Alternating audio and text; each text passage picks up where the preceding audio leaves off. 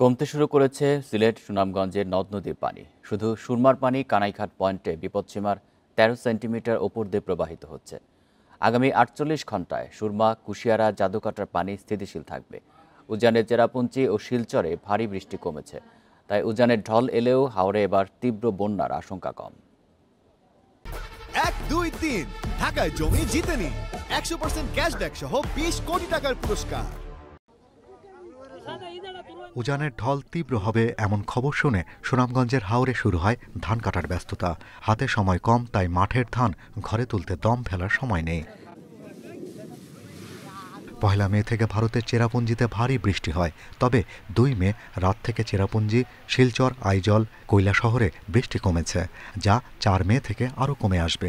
তাই আগামী ৪৮ ঘণ্টায় ভাটিতে বড় বন্যার কোনো সম্ভাবনা নেই।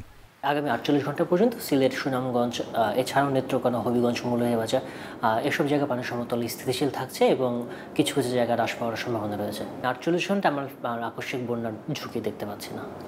বন্যা পূর্বাভাস ও সতর্কীকরণ কেন্দ্রের তথ্য বলছে ৪৬টি পয়েন্টের মধ্যে ৩০ পয়েন্টে পানি বাড়ছে। সিলেটের সুরমা, কুশিয়ারা নদীর পানি কমতে শুরু করেছে, তবে সুনামগঞ্জের ছাতক, দেরাই, মারকুলি পয়েন্টে সুরমার পানি বাড়ছে। আর জাদুকাটা, সোমেশ্বরী, কংস নদীর পানি বাড়লেও তীব্র বন্যার আশঙ্কা নেই।